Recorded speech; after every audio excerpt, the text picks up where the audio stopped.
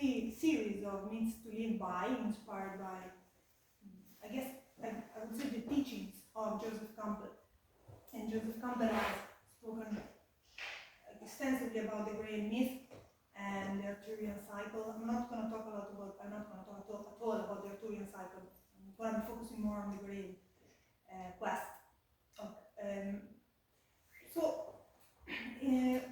I don't know if you are, I'm not an expert, contrary to, it's quite a complex story. In fact, it's not one story. It's a combination of many different stories that many different authors throughout history have tried to synthesize or to continue. And I would like to ask if you know anything about Basil. What do you think the Grail quest is about? And there's no right or wrong answers, but just an interesting exchange to start, and it also helps me give direction. And also why this talk inspired you to come.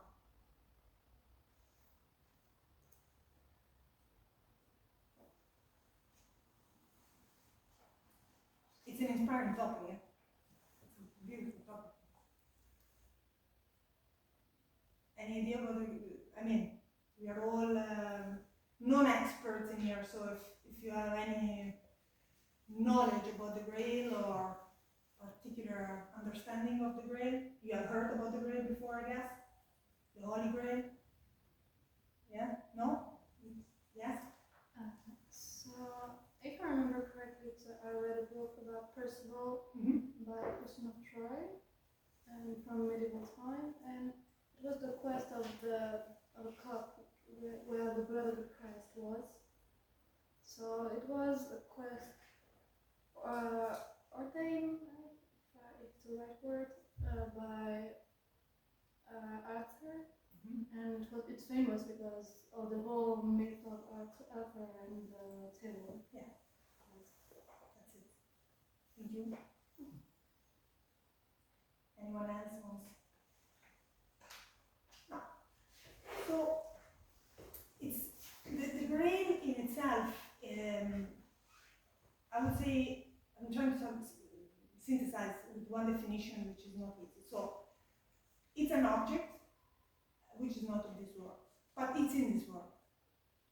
And the quest in the story itself is somehow finished.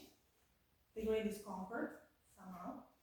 However, there is an understanding, both from the authors of the different Grail stories and from those who have studied the Grail, an understanding that in reality this quest is unfinished.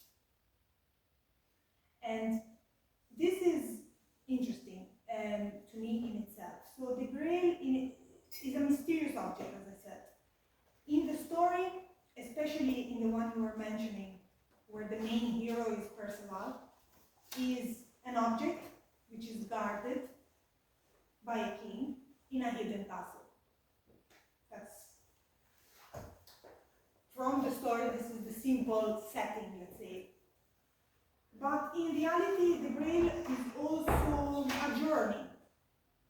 The Grail story is a journey of not just of the heroes looking for it, or the knights looking for it, but also of creation, a journey of imagination, of those who wrote the stories. We know who they were, for some of them. For some others we don't know. We don't really know where it came from. We only know that at some point in time, High Middle Age, 12th century, one French poet, troubadour, Chrétien de Troyes, wrote the first poem, let's say, in which he presents the Grail within the context of the Arthurian cycle, so of King Arthur, the matter of Britain. So the great mythological cycle telling the story of King Arthur and the Knights of the Round Table. I am going to talk a little bit about the Grail itself and then give a little bit of context in the story, or part of it, because as I mentioned, there are different authors connected to the Grail quest. One is Chrétien de Troyes, and then there are, some say 3, some say 5 authors that try to complete a story that they felt was unfinished until more or less the 15th century. So we have 2-3 centuries in which many different poets, who were, some of them were knights themselves, some were monks, were inspired by the same object or the same adventure, by the same meaning. They were trying to find a meaning to this quest. And they came from many different parts of Europe: France, Germany, Scandinavia, Britain. And they were not connected apparently. Okay? So, another thing that the Grail quest is, it's an esoteric account. It's a very esoterical story with esoterical concepts and ideas. Maybe some of you have been in other talks before or are familiar with the concept of esotericism. Something that is esoteric is something that is hidden, or let's say a bit mysterious, opposite to exoteric, which is outside, visible, can be seen, can be easily explained, easily transmitted. It's not a mystery, it's not a secret. Esoteric has to be a secret, it has to be kept secret for a number of reasons. So the Grail quest, especially in some authors, turns out to be a very esoteric account of what? Of something mysterious, something difficult that needs to be achieved. And what is that needs to be achieved? What needs to be achieved for all these authors is the highest possible form of knowledge, which for them is divine knowledge. In other traditions, we have it going with different names. We can maybe make a parallel with the nirvana of the Buddhists. Okay? So the Grail quest objective is a form of enlightenment, which doesn't need to be reached, but realized. So it's a realization of those who are on the path about a higher truth. Then there is also the idea or the ideal of the hero, which is very present in the Grail quest, okay? Which is connected as well. So maybe some of you know the Grail quest or the Holy Grail as a religious story, maybe, or idea, or connected to Jesus Christ. And it was at some point connected with the story of Jesus. But in itself, the Grail has a paradoxical position in Christianity, because as I said, it's kind of bringing forth ideas that are not very orthodox in Christianity. Okay? They are a bit, as I mentioned, esoteric. It contains elements also of Celtic mythology, of Gnosticism, of Hebrew Kabbalah, which is very esoteric, and also esoteric Christianity. So, the church, let's say, used the theme of the Grail because they realized at some point in history that it was very popular. Indeed, it gained enormous popularity, and it still is popular. Some people are still going after the Grail. Okay? But in reality, they never really encompassed the Grail or the Holy Grail in their doctrine. The Grail in itself as an object, and it's an image of, and this is particularly Joseph Campbell's position, an image of wholeness. Okay? An image of wholeness that those who wrote the story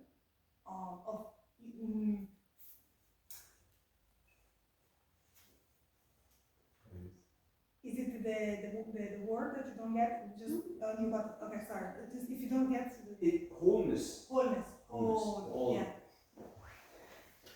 So it's seek, according to Joseph Campbell, those who wrote the Grail myth, they were seeking to integrate an aspect that they felt Christianity left behind. Orthodox Christianity. With Orthodox Christianity, we have a division between that which is material and that which is spiritual. And especially that which is material, so a clear opposition of two elements that are kept distinct, okay? Which has not always been the case in different traditions in the history of humanity. We can say light and darkness, or feminine, masculine, okay? Or full and empty. Christianity makes a little bit a break, especially between what Campbell and Jung call the shadow aspect, which is also, if you don't know, it's that part of our unconscious that, well, we don't know about. And they say in order to know ourselves fully and to become one, whole, we need to start a journey to uncover. Okay?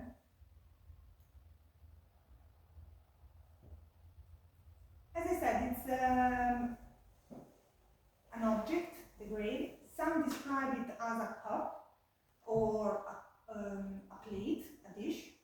Others describe it as a stone. But you might think of it more like a cup, maybe a big cup, precious.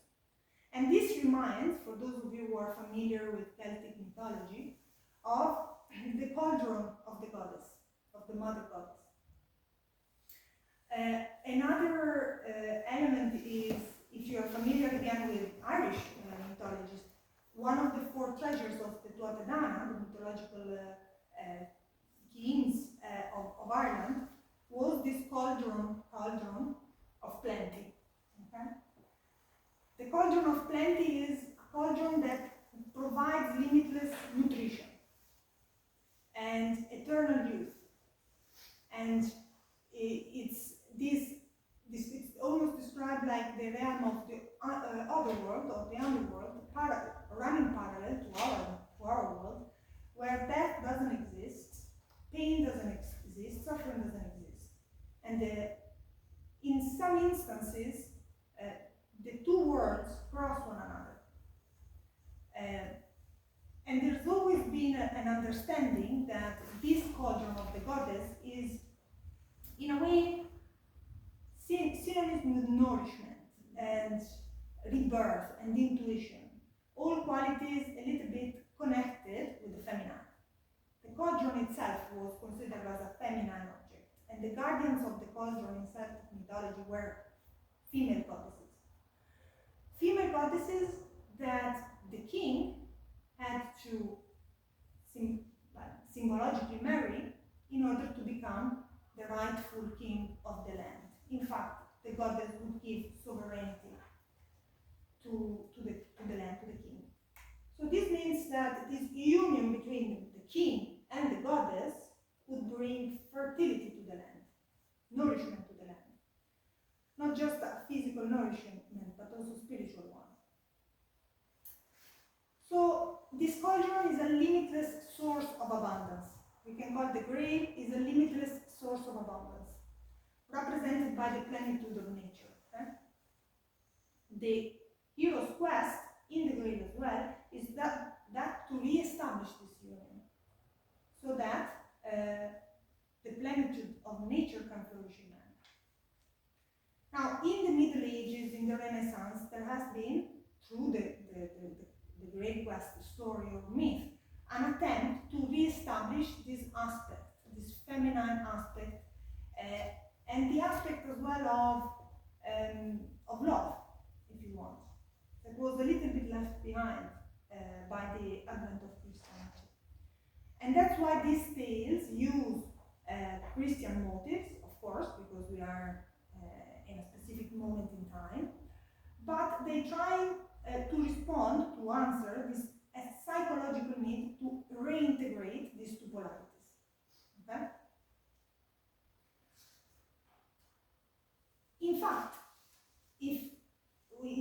you think about the more Christian aspect of the Grail, it's associated with the cup that Joseph of Arimathea used to collect the blood of Christ when he was crucified.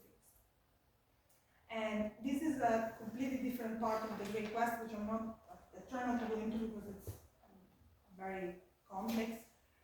But if you think about it, the blood of Christ, which is contained in the Grail, is that which allows for, well, the blood symbolizes at the same time the death of Christ, but also the rebirth of those who have faith in Christ. Okay? And the same idea is connected with the cauldron, with the mother goddess. So the cauldron is at the same time a womb, okay, nourishment, and a tomb. It's a tomb because it's in the other world, okay, other world. So it's this idea of cyclicity, of cycles of rebirth, and of vitality, of, as I said, nourishment. That which gives, but also that which takes. So the blood as a principle of life in the Christian Grail, let's say in the Holy Grail, it's understood as the essence of Jesus Christ, as his soul, okay? As is understood as the vessel, so therefore the Grail is the vessel, the container of salvation, of the spiritual transformation, understood as renewal. So the Grail needs to be understood not with what it contains so much, but with the vessel, that which allows this essence, this soul, this spirit of renewal, of life, if you wish, to be transmitted between the divine and humanity.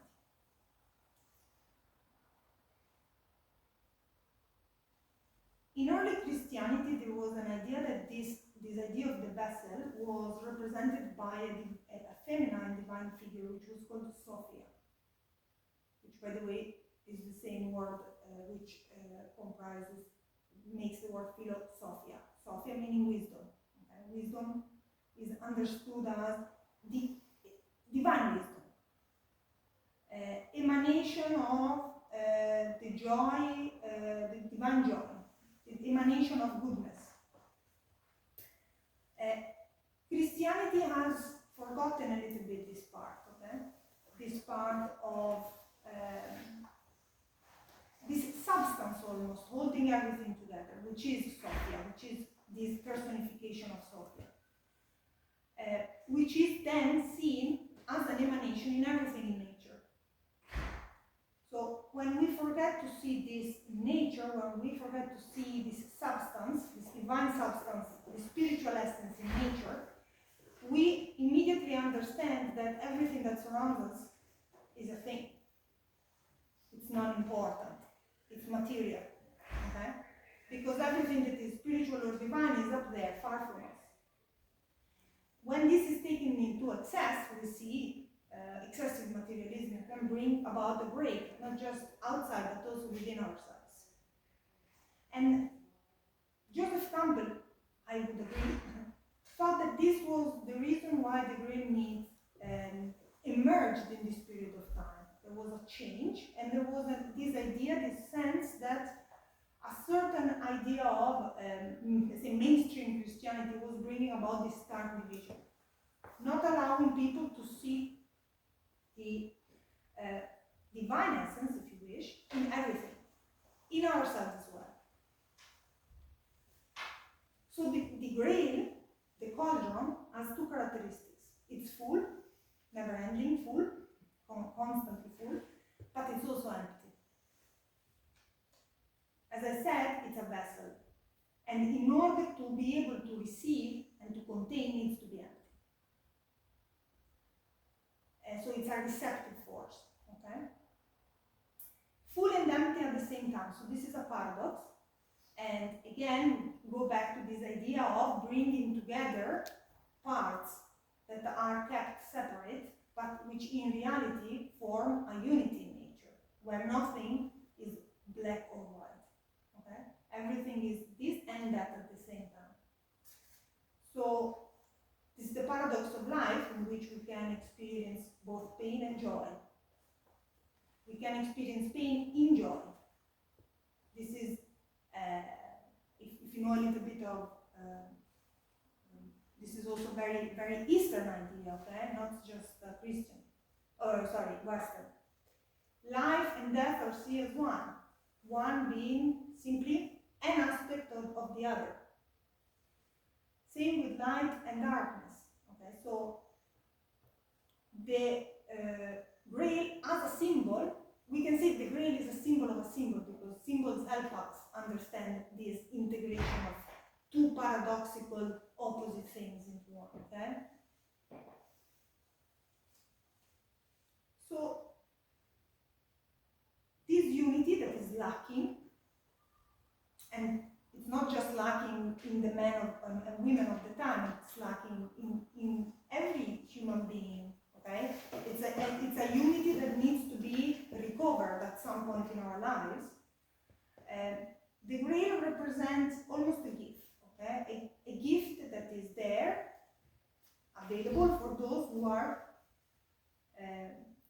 understanding these needs, to, you call it, to reach individuation. Therefore, to connect the mortal aspect of ourselves with the immortal aspect of ourselves, a more spiritual aspect of ourselves. Spiritual or sacred, meaning meaningful.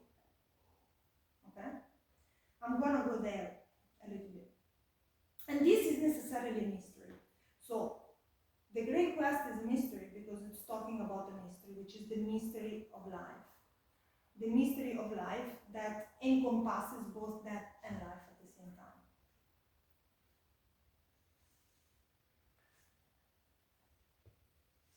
In the story of the Grail,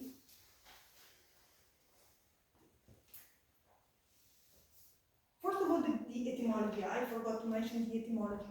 Grail means, it's unknown etymology, but it seems to derive from an old French word, Grail, which comes from the Latin word gradalis. And in Latin, gradale means in stages, okay? Gradual in English. So something in stages. Now, over time, it came to mean an object, a platter which brought good food during feast, during big dinner.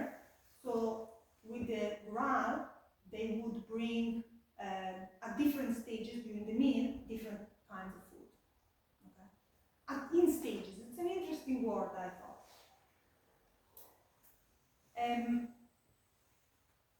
Chrétien de Troyes, who's the French poet, let's say like that, who wrote Perceval, or the story of the Grail,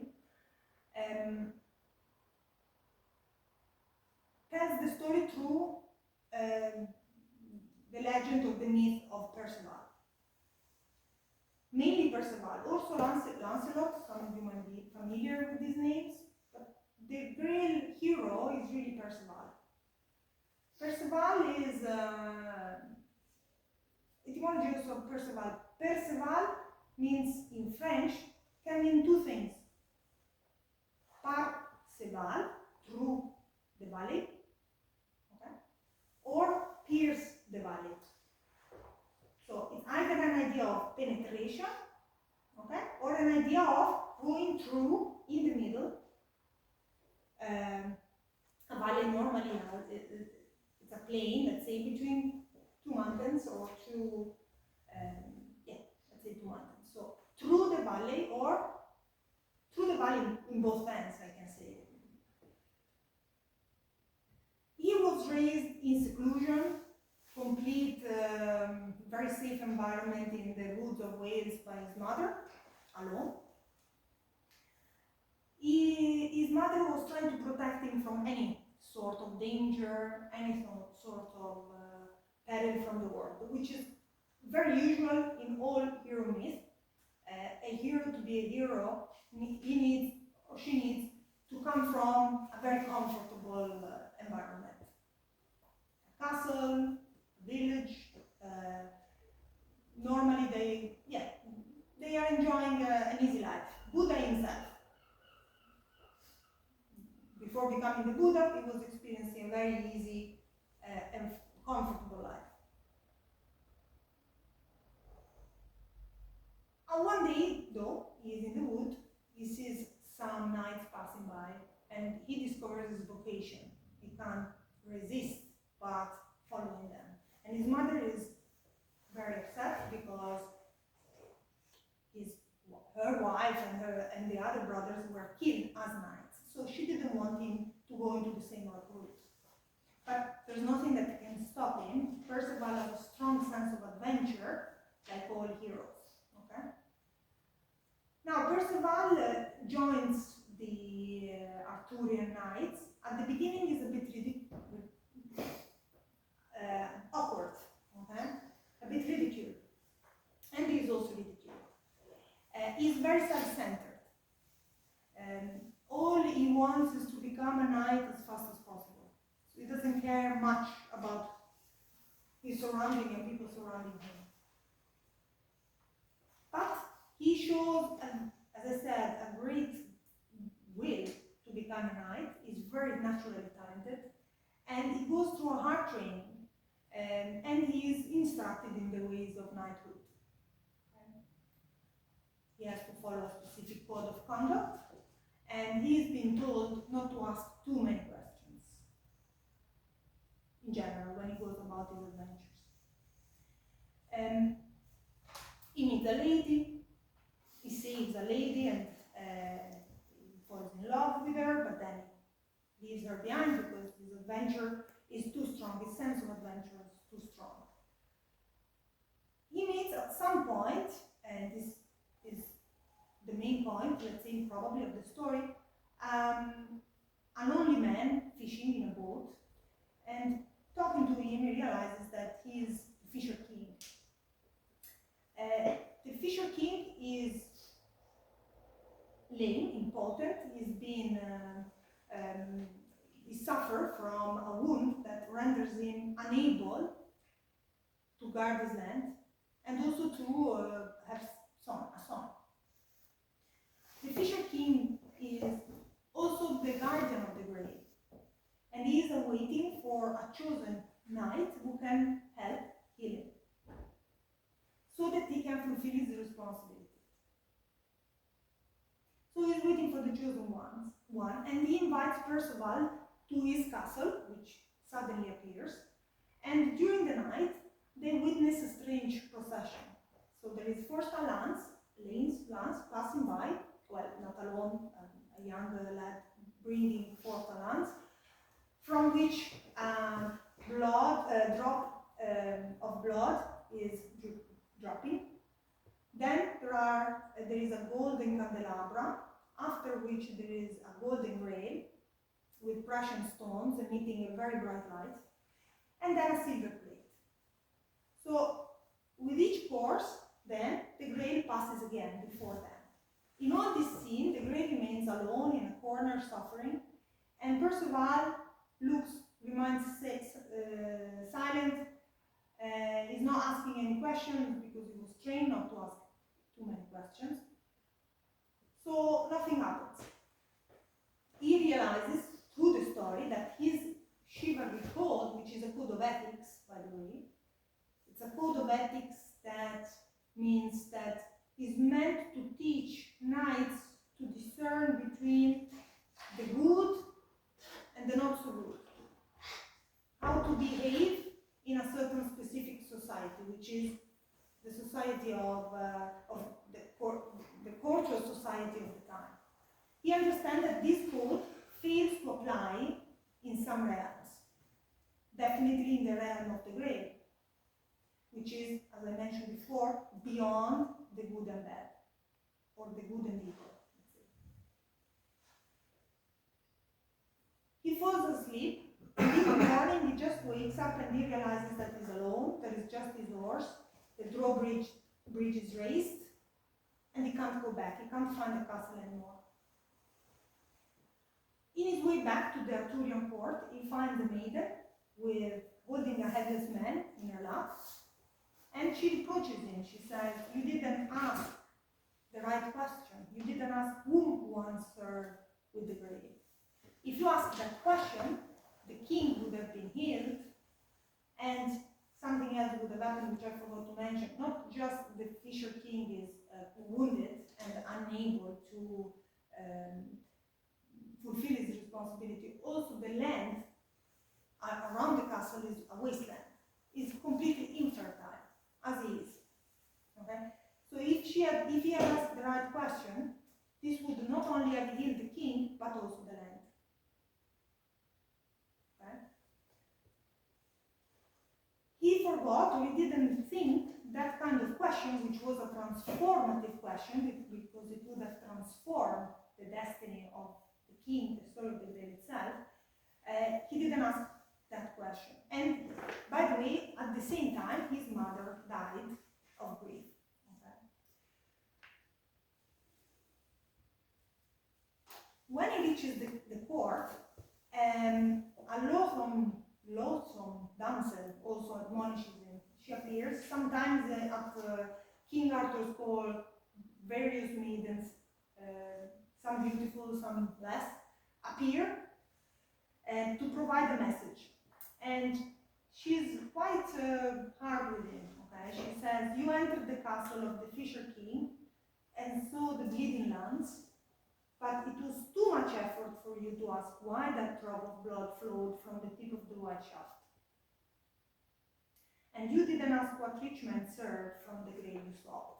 So she said, you didn't make the right effort that you had to do in order to uncover, to discover, or to try to heal the king and to try to uncover a little bit the mystery that was unfolding before him.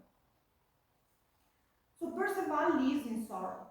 Okay? He is lost. In the next years, he becomes a broken man, unable to find meaning in anything he does.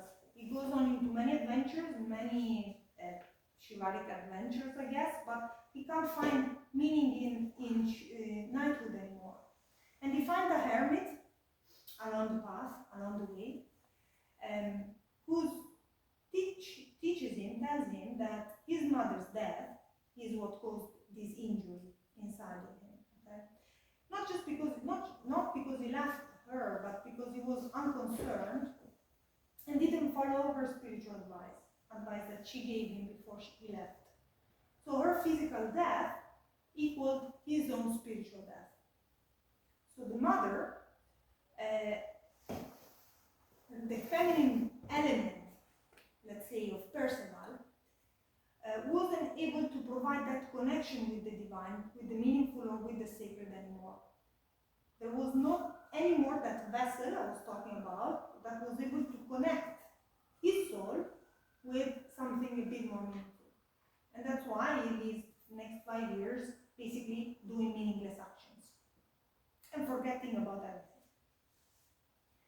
And from there on, you see, he starts we can call it a spiritual path, okay, in which the first actions is a struggle with himself, with his own self. It's actually very interesting in the story. He is meeting with a knight. He has to face the knight, as all knights, so he can't withdraw from the battle. And in this fight, he can't beat the opponent. He realizes that his strength is mirrored by the other knight's strength. And his moves are mirrored by the other knights in exactly the same way. He's hit, but the other knight, instead of killing him, proposes a truce during which they talk and they discover that they are brothers. And so he realizes that he was fighting, that's what the poem says, I was fighting against myself and I didn't realize it. But it's through this fight with himself, this struggle with his opposites, that he was able to realize something within himself and to start this spiritual path, let's say. A spiritual path of purification. So, Joseph Campbell calls this theosis, okay? It's union with the divinity, or unity with the divine.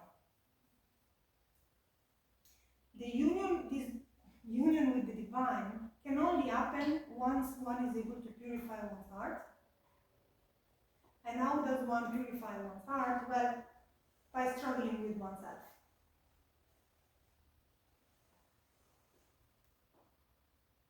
He went after many misguided adventures, took many wrong turns, didn't ask the right questions, spent years of his life doing something meaningless, and through the help of this hermit, I guess, through this counselor, through this advisor, let's say, if you know a little bit the Bhagavad Gita, which we talk about in our course, there is oftentimes in this kind of story, and the Bhagavad Gita is also a hero's story, I guess, there is always someone, Krishna in the case of the Bhagavad Gita, advising, guiding the young hero who's really fighting himself, fighting against himself, fighting against an aspect of himself that he needs to bring out. Okay, this shadow I was talking about before.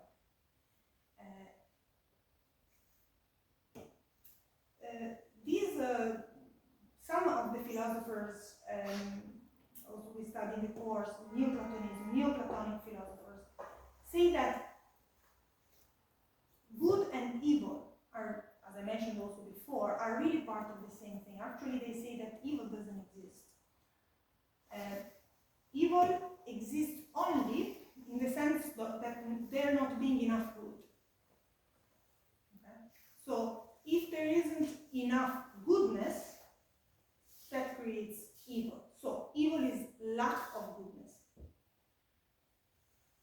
But because we are very used to thinking of the world as black and white, good and evil, we consider evil as an entity in itself.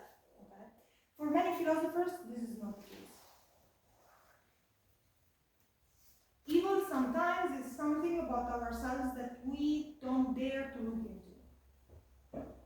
And part of the work of self-realization or self-individualization, or that work to become one,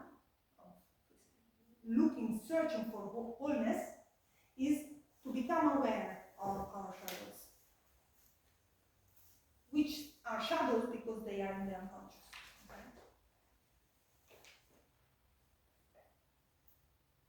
To become aware, first part, second part, and to accept. To accept those elements in ourselves that maybe are not as perfect or as clear as we thought they were.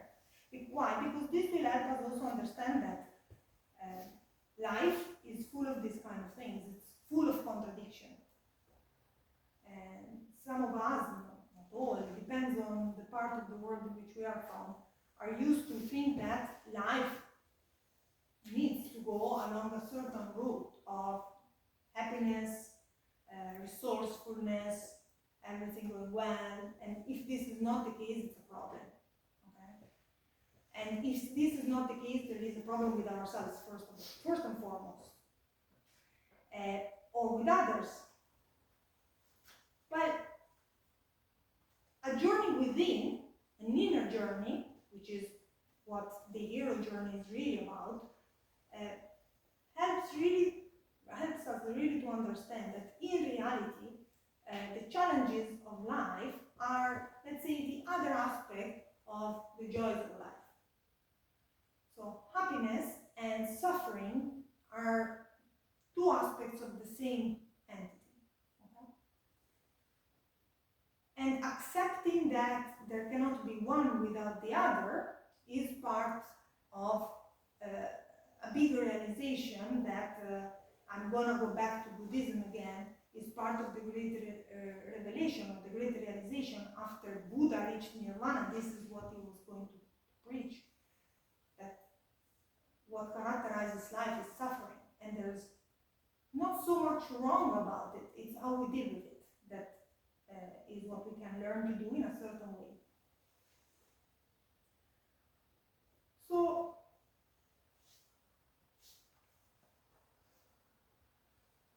there is another, what time is it?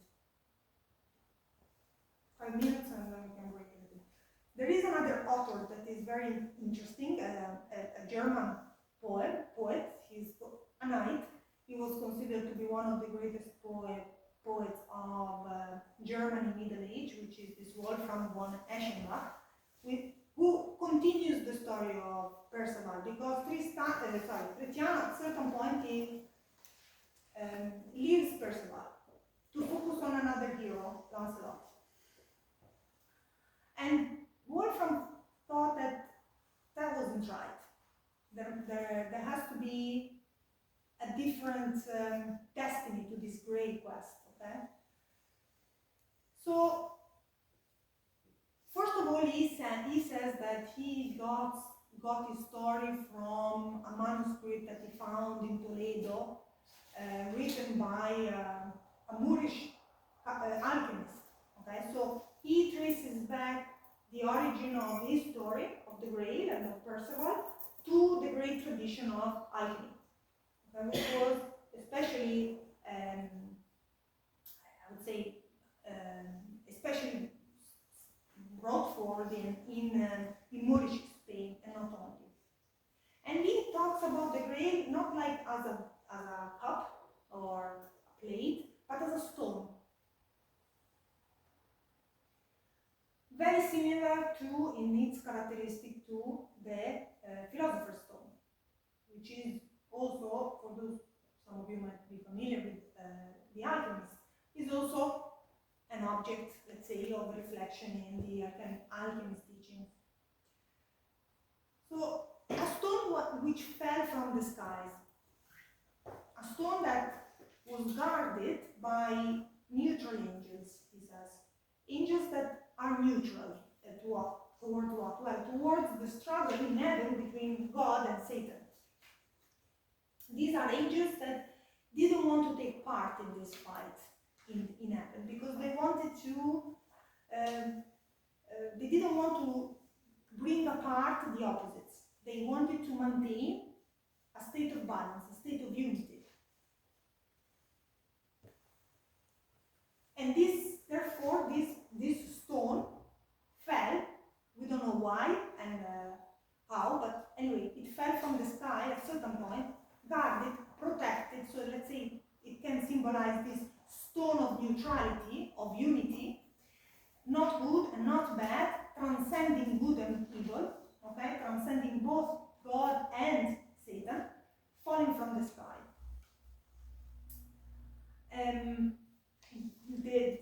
The Philosopher's Stone has the same characteristic in alchemy. It contains both lightness and darkness, okay? And it's the power of this stone that allows for another mythological being like the phoenix to be reborn from its ashes. Okay?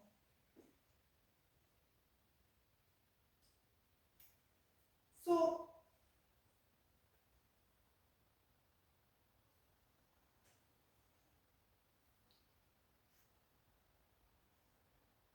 I'm just going to go.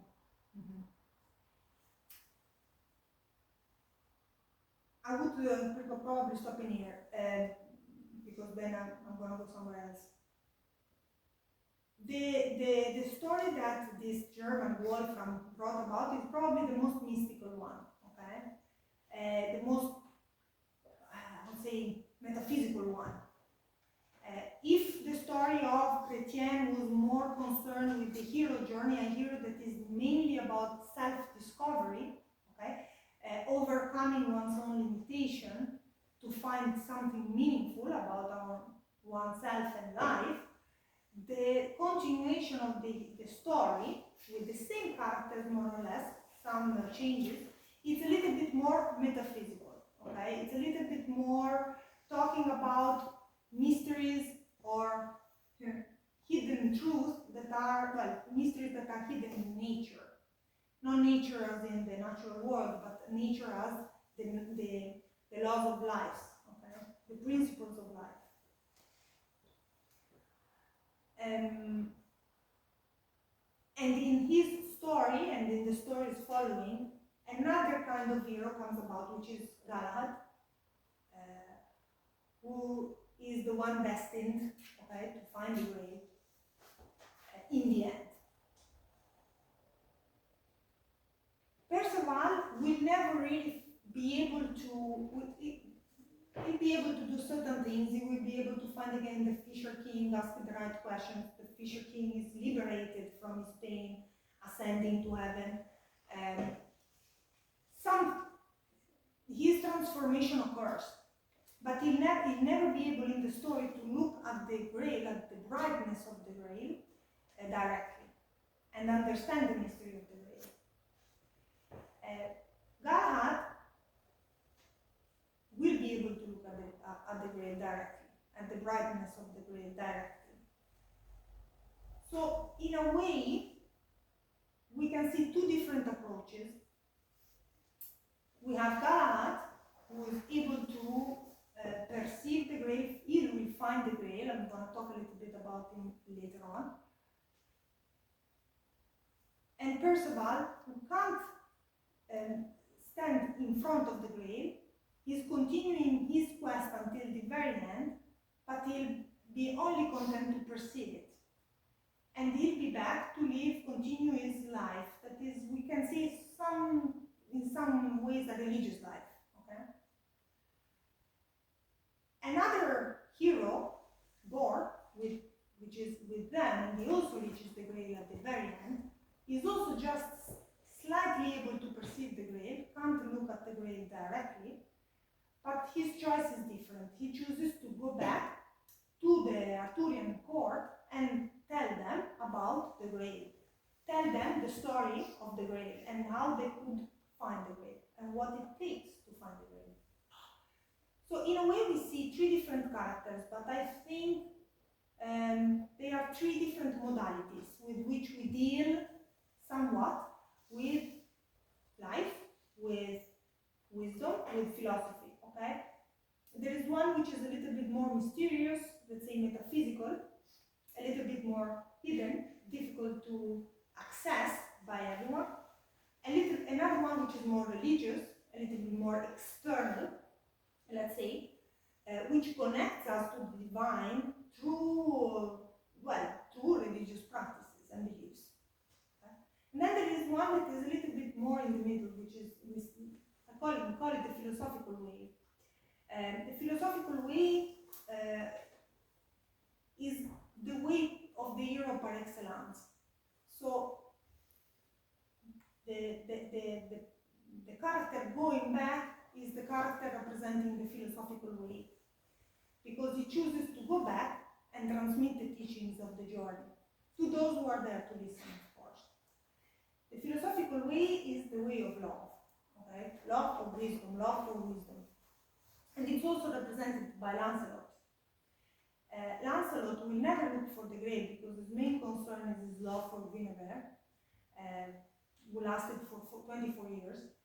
And there's nothing more important for him than this love for this woman. Okay? He will remain faithful to this idea, and it's through these ideas that he will be able to give birth to Galahad. He is the father of Galahad. Okay? The most pure, the purest of the knights. It's only through the love of Lancelot that the purest of the knights can come to the world and find the Grail. So the love is necessary in order for the quest to be accomplished. So something I didn't mention, this is a myth, okay? Even if we know who wrote it, contrary to some of the ancient myths, but it's still a myth, and it uses a lot of symbolical images and ideas. Symbolical images and ideas aren't factual stories. They are full of symbols which need to be interpreted and need to be understood layer by layer, let's put it that way. Okay? So a lot of things that are unrealistic happen, but it doesn't matter. We are fascinated by these stories because there's something in them we can grasp. I would say it's in our soul, let's say, something in our soul that connects with these stories which are timeless, and a little bit of love for this wisdom that we're all seeking, an understanding of our reality, of our life, of the meaning of life. Okay? So when we try to understand these stories, we always remember one thing that is important to remember is to leave a little bit the rational mind aside and to open our hearts, which is a little bit what these poets of middle age, high middle age are inviting us to do.